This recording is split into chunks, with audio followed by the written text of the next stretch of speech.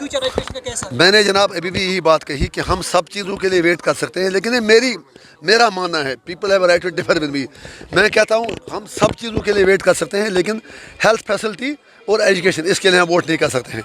सड़क में अगर 1 साल लगेगा भी, लोग पैदल भी बेचारे जाएंगे।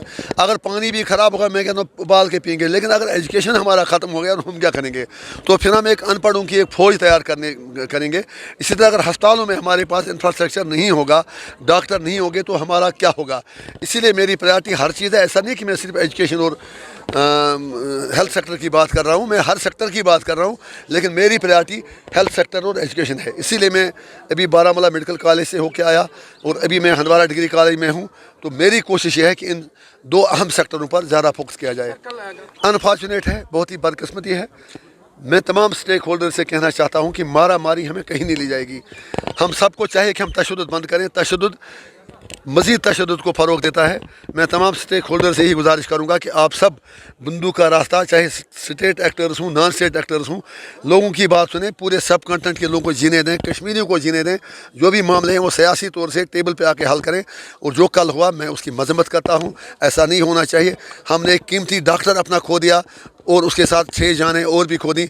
इंसानी जान की कीमत होती है, हुर्मत होती है, हमें इंसानी जानों का लिहाज करना चाहिए, चाहे वो कोई भी हो, वो सिविलियन हो, आम आदमी हो या कोई और हो।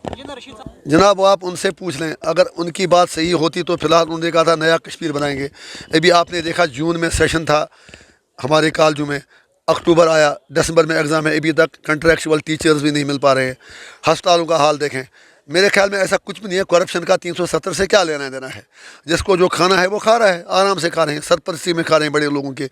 तो जिसको ईमानदारी करनी है वो उससे पहले भी ईमानदार था। मेरे ख्याल में ऐसी बातें बेमाने हैं, इसका उससे कुछ लेना देना नहीं है। पहले उमर साहब ने ये कहा था कि वो आपने सर एक कहावत कश्मीरी में सुनी है ना, कि एक पेड़ था, उस पर वो सेब थे। तो कोई बंदा जा रहा था, उसने कहा यार भूख तो लगी थी थोड़ी सी, कहा वो सेब तो उतार दो। उसने कहा नहीं नहीं ये तो ख़राब हैं। फिर जब थोड़ा थोड़ा करके भूख लगी तो फिर उसे एक एक करके कहा ये भी ख़राब नहीं, ये भी ख़राब नहीं, सारे खाता गया। वही हाल हमारा है, मतलब उमर साहब का है। मुझे अफसोस से कहना पड़ता है, I have due respect for him. उन्होंने इलेक्शन लड़ा 370 पर, 35A पर, और ये कहा कि 53 की पोजीशन बहाल करेंगे। पूरा जो हमारा वज़ीर आज़म, सदर रियासत, NC का एजेंडा था। उन्होंने जो 99 में उबदरीम राथर साहब थे, उन्होंने करारदाद असेंबली में पास की। ये दूसरी बात है, तब भी उमर साहब बीजेपी के साथ कोalition में थे, उनके जूनियर मिनिस्टर थे, लेकिन बीजेपी ने उस करारदाद को रद्दी की टोकरी में फेंका था। आज एक और करारदाद लेके, लंगड़ी करारदाद लेके, जिसमें सिर्फ जिक्र है स्टेटहुड का।